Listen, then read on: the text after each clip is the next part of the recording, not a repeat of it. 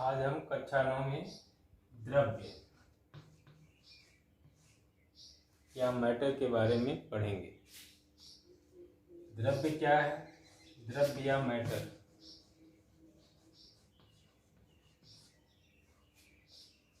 प्रकृति में जो भी वस्तुएं पाई जाती हैं, what ever everything in environment, जो कुछ भी हमारे प्रकृति में चारों तरफ पाई जाती हैं, उन सभी वस्तुओं को ही द्रव्य कहा जाता है। लेकिन द्रव्य को परिभाषित करने के लिए जिन शब्दों का प्रयोग किया है, जिस परिभाषा को सामान्य माना गया है, वो है द्रव्य ऐसे पदार्थ को कहते हैं, ऐसी वस्तु को कहते हैं जिसके अंदर द्रव्यमान होता है, जिसके अंदर द्रव्यमान होता है और जो स्थान घेरता है, जो स्थान घेरता है और जिसमें द्रव्यमान होता है, ऐसी सभी वस्तुओं को क्या बोलते हैं? द्रव्य।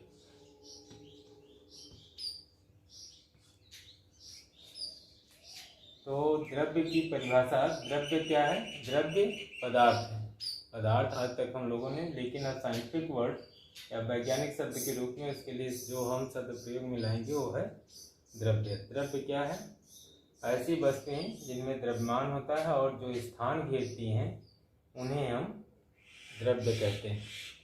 तो matter is nothing but it's a component that has mass and occupy area, mass and volume both. तो द्रव्यमान के केस में अब हम देखते हैं द्रव्यमान है क्या। द्रव्यमान, इसको इन जनरल हम लोग द्रव्यमान को भार के रूप में जानते हैं। सामान्यतया अभी अपने स्तर पर हम लोग द्रव्यमान जब भी कहा जाता है तो हमारे माइंड में क्या आता है? हमारे दिमाग में भार या वेट आता है। किसी का जितना वजन या भार होता है वही उसका क्या है? द्रव्यमान, ऐसा हम मानते हैं। लेकिन अब आपको इसको बदलना होगा कि द्रव्यमान भार नहीं है, बल्कि द्रव्यमान को, जब द्रव्यमान का फर्स्ट लेटर क्या है? मास में यम से रिप्रेजेंट किया जाता है। यम का मतलब मास या द्रव्यमान। और जिस बल से पृथ्वी से अपनी ओर खींचती है, जिसके कारण वह वस्तु पृथ्वी की ओर खींचा चला आता है, वह त्वरण है। अगर गुरुत्वीय त्वरण, पृथ्वी के गुरुत्वाकर्षण के कारण उत्पन्न होने वाले त्वरण से इसको गुणा कर दिया जाए, तब यही क्या आता है? वेग। तो W बराबर mg होता है। तो किसी वस्तु का द्रव्यमान ये कभी बदलता नहीं है, कभी बदलता नहीं है। लेकिन अगर भार देखें तो गुरुत्वीय त्वरण के आधार पर बदलता रहता है। गुरुत्वीय त्वरण पृथ्वी की ऊंचाई, पृथ्वी के सरफेस से जैसे जैसे ऊंचाई पर जाएंगे, वैसे वैसे इसकी क्या होगी? ग्रेविटेशनल एक्सीलरेशन या जी का मान घटता जाता है। यानी पृथ्वी की सतह पर जी का मान सर्वाधिक रहता है। जी का मान जितना अधिक होगा उतना ही जो है वेट अधिक होगा। यही कारण है कि पृथ्वी सतह को छोड़कर जब हम ऊपर की ओर जाते हैं तो हमारा वजन या भार घटने लगता है। लेकिन जैसे जैसे हम पृथ्वी सतह की ओर आते हैं, वैसे वैसे द्रव्यमान, मेरा भार जो है बढ़ता जाता है।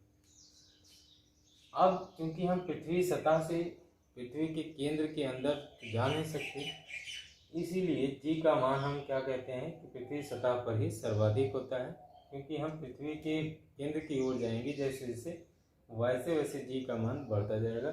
लेकिन क्योंकि उसके अंदर जाना संभव नहीं है, इसलिए जी का मान पृथ्वी सतह पर ही माना जाता है। तो यहाँ देख रहे हैं कि जो हम इन जनरल किसी वस्तु को उठाने में जो बल लगा रहे हैं, उसी को हम क्या कहते हैं? उसका द्रव्यमान समझते हैं। लेकिन यह द्रव्यमान नहीं, द्रव्यमान एक नियत राशि है जो स्थान परिवर्तन के अनुसार बदलती नहीं है। जबकि भार एक क्या है, चलायमान या गतिमान राशि है, जो कि स्पेस स्थान परिवर्तन के साथ साथ क्या होती है, बदलती जाती है।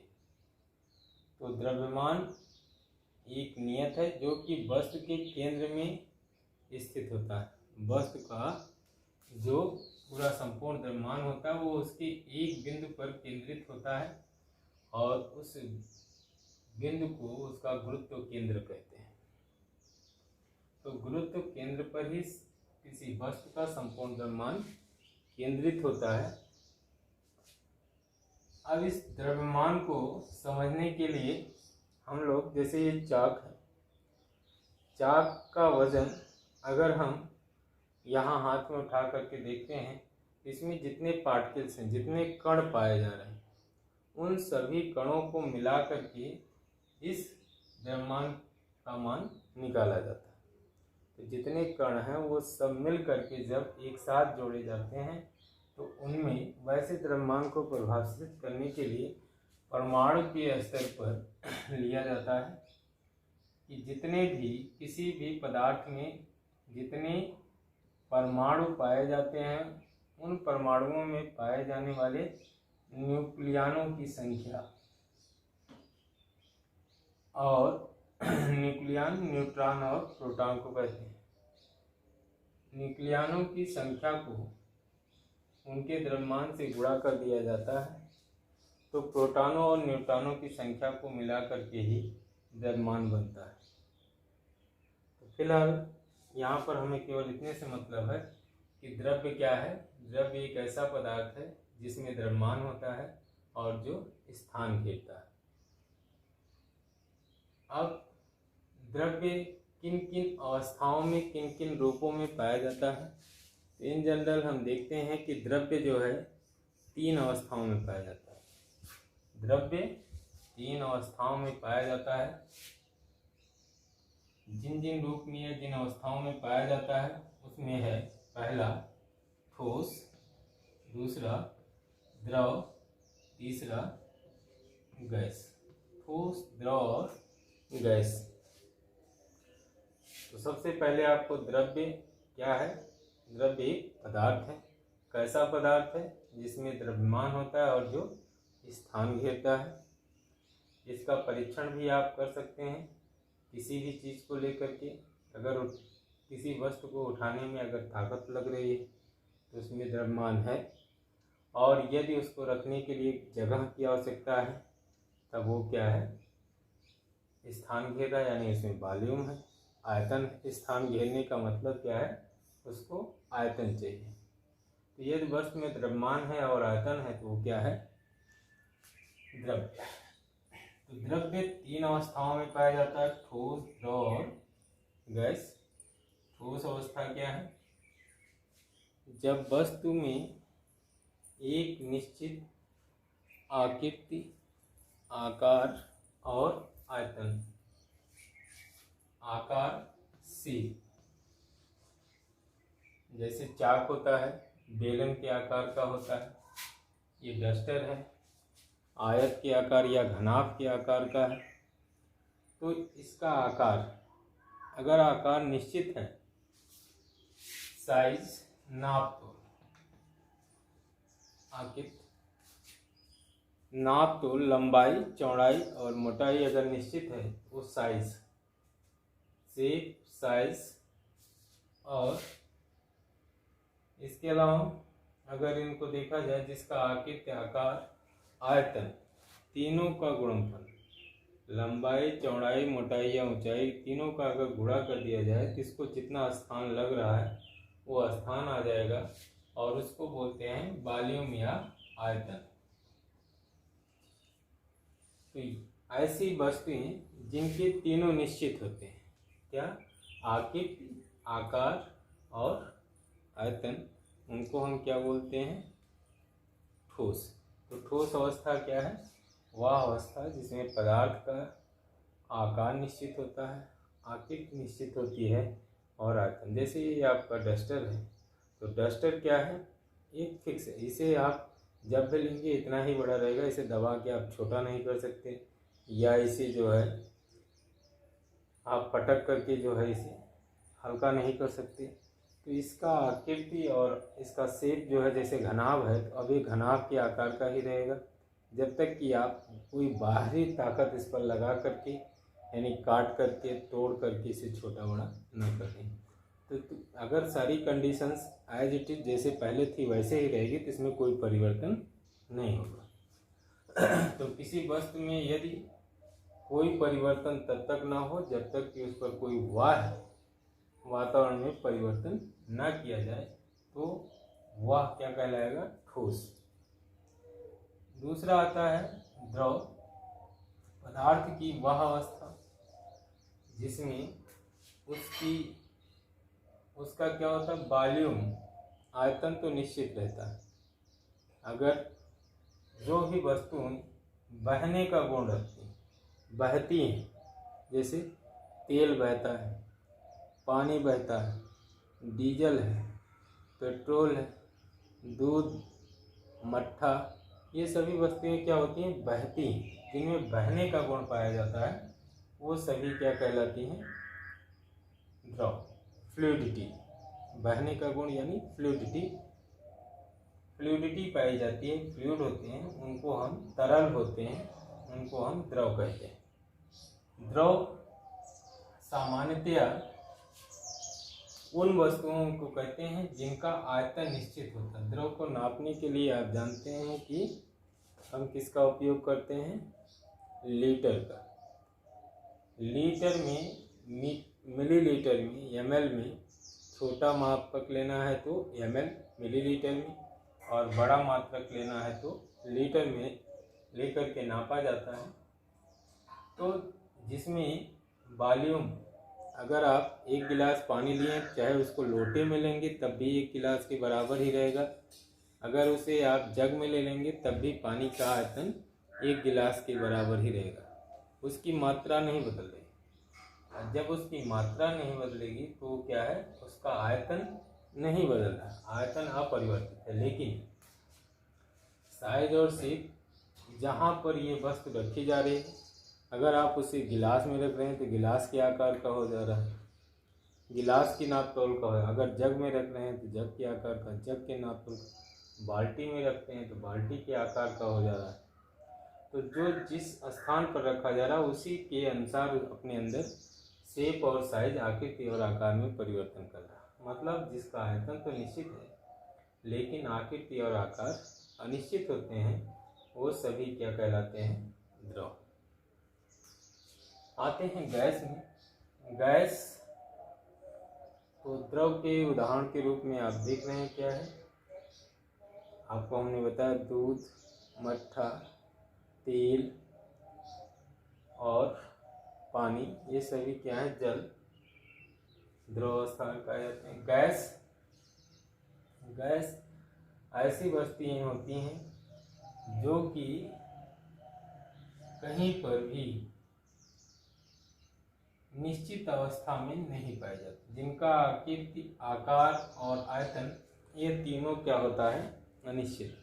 आकृति, आकार जिस पात्र में रखी जाती हैं, जिस बर्तन में रखी जाती हैं, उसी की आकृति और आकार में हो जाती हैं। जैसे सेंट की शीशी है, जब तक उसे शीशी के अंदर ढक्कन बंद करके रखा जाता तब तक वो शीशी के आकार में रहती। लेकिन जैसे सेंट को जो है किसी कमरे में खोल दिया जाता है तो पूरा उसके अंदर का सेंट जो है पूरे कमरे में फैल जाता है, तो कमरे के आकार का हो गया। अगर आप उसे ले जा कर के किसी जार में खोल देते हैं तो जार का पूरा एरिया महक जाता है, तो जार के आकार का हो गया। मतलब जितनी दूर में वो फैल सकता है वही उसका क्या निर्धारित करता है? शेप और साइज, और उसी से निश्चित होता है उसका आयतन।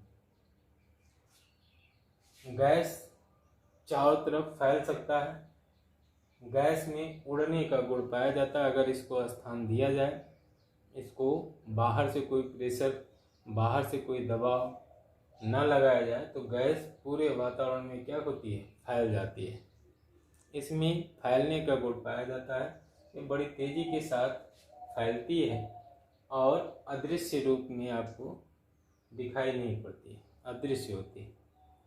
तो आपको दृष्टिगत ना होते हुए ये पूरी आपके सराउंडिंग में फैल जाती है तो जिसमें फैलने का गुण पाया जाता है किसमें, वातावरण में, वो सभी क्या कहलाती हैं, गैसें कहलाती हैं। गैसीय अवस्था में इसीलिए ना तो वॉल्यूम निश्चित है, क्योंकि जितने क्षेत्र में आप छोड़ेंगे उतने में वो फैल जाएगी, तो उसका वॉल्यूम उसी के आकार का हो जाएगा। तो आकृति, आकार और आयतन तीनों जिसके अनिश्चित होते हैं वो क्या कहलाते हैं, गैस कहलाते हैं। तो गैसीय अवस्था सबसे ज़्यादा विचरणशील होती है, सबसे ज़्यादा विसरणशील होती है, यानी फैलने वाली, घूमने वाली गतिमान अवस्था है, इसीलिए ये अनिश्चित होते हैं इसमें तीनों।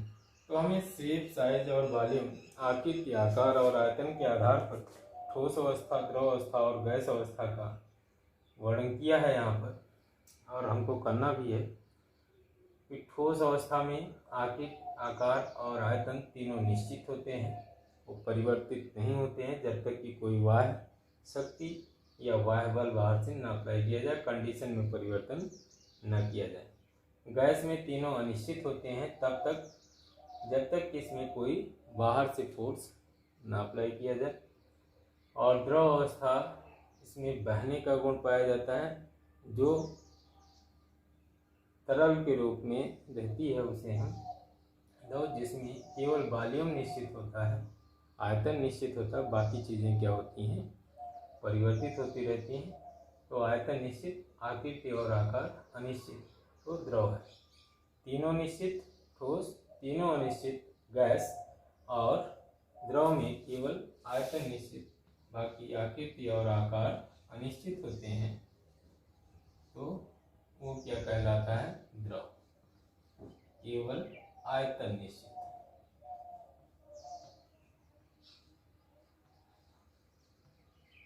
ये सामान्यतया उनके गुण के आधार पर हम लोगों ने इसका वर्णन किया। ठोस अवस्था, द्रव अवस्था और गैस अवस्था में उनके उदाहरण देखे। तो गैस में जैसे सेंट है, एलपीजी गैस है, सीएनजी गैस है, वातावरण में पाई जाने वाली कार्बन डाइऑक्साइड, ऑक्सीजन गैस, ये सभी गैसें, नाइट्रोजन गैस, ये सभी गैसीय अवस्थाएं हैं। तो आज के वीडियो लेक्चर में हमने द्रव्य, उसकी परिभाषा और उसकी तीन अवस्थाएं ठोस, द्रव, गैस की मौलिक अंतर के बारे में देखा। अब आगे की वीडियो में हम द्रव्य की गतिज आणविक सिद्धांत के बारे में देखेंगे। Thank you for today.